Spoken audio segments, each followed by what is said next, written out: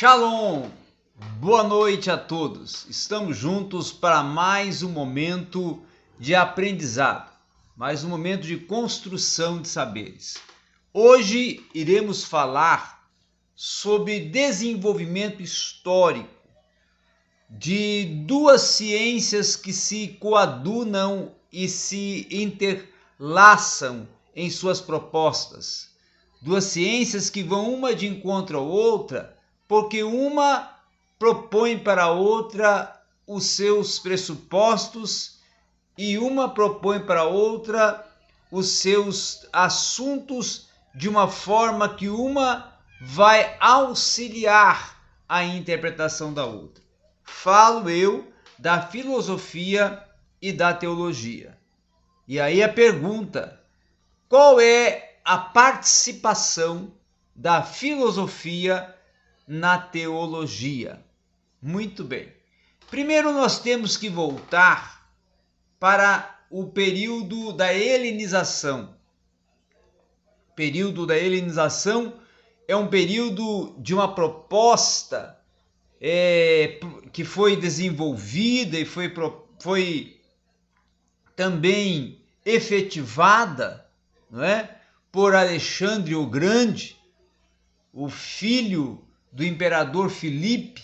Filipe era um grande estrategista militar e Alexandre procurou não seguir essa proposta de ser um estrategista militar, mas sim de desenvolver uma estratégia e um projeto que tornaria toda aquela região da Palestina, que era, vamos dizer assim, a maior proporção e gleba, não é, de estrutura geofísica e geopolítica, nas suas mãos, através da culturalização e através também da emancipação do idioma. Com o que ele foi projetar e foi desenvolver? Foi projetar um plano e desenvolver esse plano que era helenizar o mundo palestino. Ou seja, tornar esse mundo palestino um mundo greco. E mais tarde até vai surgir, quando o Império Romano vai tomar a frente da Palestina e vai se tornar o império que vai governar a Palestina e toda aquela região, vai surgir então o Império Greco-Romano. Por quê? Porque a helenização já tinha sido efetivada. O projeto de Alexandre já tinha se emancipado e tornado-se uma realidade. Porque a grande saga, o grande viés, o grande olhar de Alexandre foi culturalizar aquele povo com a cultura grega. Trazer aquele povo para a proposta de compreenderem a dimensão cultural da Grécia, não só no segmento artístico, mas também no segmento linguístico e mais tarde, claro, junto com esses dois segmentos, o segmento religioso, para até propor e desenvolver um politeísmo e um sincretismo religioso que foi vindo junto com as propostas artísticas, com as propostas culturais e também com as propostas linguísticas, aonde o idioma grego tornou-se o idioma oficial. Com isso, agora, o povo hebreu estava vivendo-se em uma situação, em uma circunstância em que as suas tradições e as suas práticas culturais estavam sendo abolidas em parte e sendo substituídas pela grande dimensão da praticidade e da efetivação da cultura greco, da helenização, do mundo helênico. A proposta de helenizar foi essa, a proposta de trazer o povo para uma vida cultural grega, para uma vida, para o idioma grego e para propostas religiosas ou de um politeísmo, um liberalismo religioso, dentro do que o mundo grego observava e propunha e desenvolvia. Com isso, até mais tarde, vai surgir os judeus helenistas, aqueles judeus que já estavam absorvidos pelo helenismo e agora vão ter ainda a sua língua máter, o hebraico, porém vão ter o grego como idioma oficial, vão ter a prática das culturas gregas como a prática dos seus dias, a prática que vão observar, vão absorver e vão vivenciar todo aquele contexto helênico. Então, a proposta de Alexandre vai ter uma absorção dentro do contexto também da formação intelectual do homem. E aí entra a filosofia. E aí entra os filósofos gregos, ainda do período, podemos dizer assim, pré-socráticos, né? Que são chamados filósofos pré-socráticos. Aí depois vamos ter já os filósofos da escola platonista e mais tarde a aristotélica, e aí vem no segmento plotino como intérprete de Platão e de Aristóteles, e aí vem todo um desenvolvimento filosófico construído dentro da Grécia, que era considerada e é considerada até hoje a mãe, não é? A progenitora da filosofia enquanto ciência que no seu sentido etimológico do termo filosofia, amiga da sabedoria, se torna-se não só a nação, mas se torna o berço do desenvolvimento do saber, do conhecer, do descobrir através do pensamento, da ideia, da dialética, do confronto ideológico, dos pressupostos, dos pensamentos, dos diálogos, das conversas filosóficas pautadas no grande discorrer da oratória e da retórica, que era o grande afã da Grécia do século, podemos dizer aqui, ainda do período vamos assim, socrático, e ainda do período também antes de Cristo.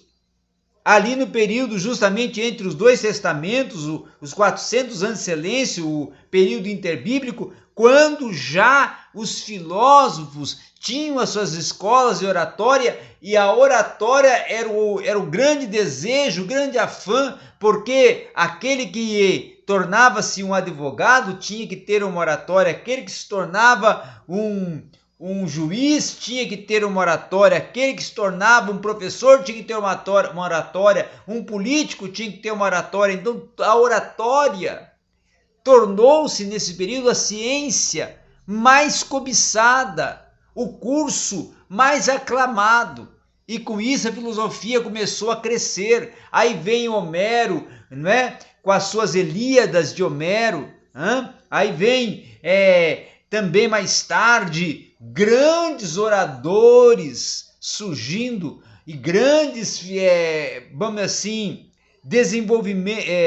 conteúdos filosóficos com a proposta do discorrer um discurso com sabedoria, com excelência de palavras e pensamentos e ideias.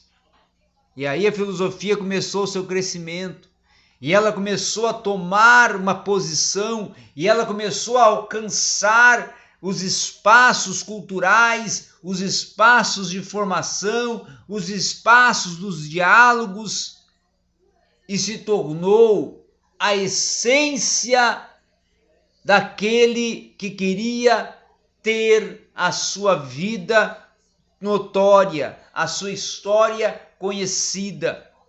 tornou-se, vamos dizer assim, a mola mestra, não é? O alicerce, o fundamento para aquele que precisava e necessitava utilizar-se do discurso para atrair e convencer ao público das suas propostas, das suas ideias, dos seus projetos, que só seriam convencidos através de pressupostos elencados filosoficamente.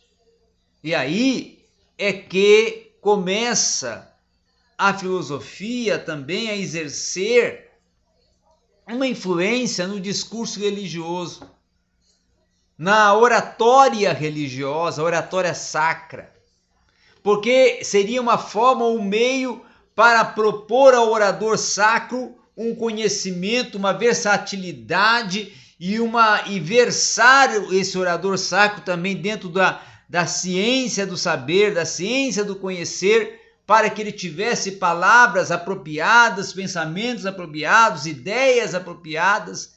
E aí vem os pais da igreja, né? Os pais apostólicos, que vão se tornar filósofos, grande parte deles vão construir um conteúdo filosófico e vão ser filósofos de grande proeminência, como o caso aqui que posso citar de Agostinho de Hipona, de Tomás de Aquino, de Guilherme de Ockham, né? E de outros tantos, como até o próprio, vamos dizer assim, do período 100 até o período 300, como o próprio Irineu, como o próprio Tertuliano, como o próprio Justino, que mesmo sendo oradores sacros, tendo um grande conhecimento, desenvolvimento, aplicação teológica, com uma grande desenvoltura teológica, não deixavam de, nos seus discursos, nas suas apologéticas, nas suas defesas da fé cristã,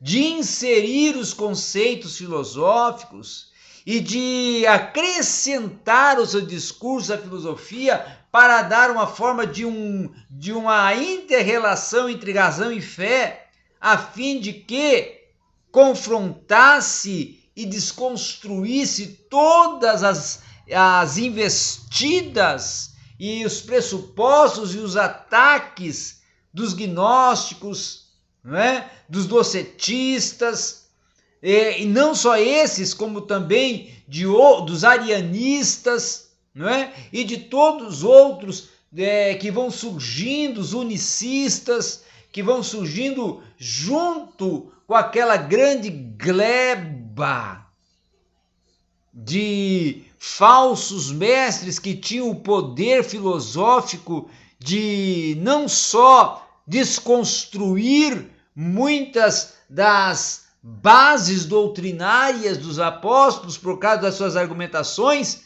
mas ao mesmo tempo eram refutados e eram desconstruídas suas teses, porque os pais da igreja os respondiam com o mesmo sentido e aplicação filosófica, unindo a teologia com a filosofia, como se a filosofia estivesse interpretando o pensamento religioso, interpretando e dando os métodos e fornecendo os meios, os mecanismos, os métodos para interpretar o texto, para aplicar um confronto e uma defesa que fosse ainda mais contundente para ir de encontro às falsas teorias e filosofias vãs dos grandes mestres gnósticos, e assim ir desconstruindo todas as suas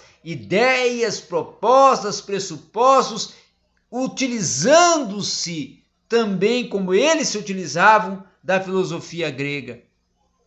E assim unindo a filosofia e a teologia para formar uma ciência casada e uma ciência em que a teologia e a filosofia caminhariam juntas, uma apresentando todo o arcabouço, os elementos da fé, e a outra da razão, e a razão e a fé construindo os elementos propulsores para uma apologia eficaz, plausível, proeminente e que viesse a totalmente desconstruir as propostas de todas as heresias que estavam vindo e estavam surgindo para solapar a fé cristã. Então é nesse aspecto histórico, é nesse aspecto de apologética, é nesse aspecto de confronto de ideias, é nesse aspecto de elaboração de um discurso eficiente, atraente e persuasivo que vai nascer e vai dialogar teologia com filosofia e filosofia com a teologia. Desde o primeiro século da história da igreja até hoje estão caminhando juntas, porque uma vai de encontro à outra. Então essa era a nossa breve explanação do porquê filosofia na teologia e a teologia na filosofia. Obrigado a todos.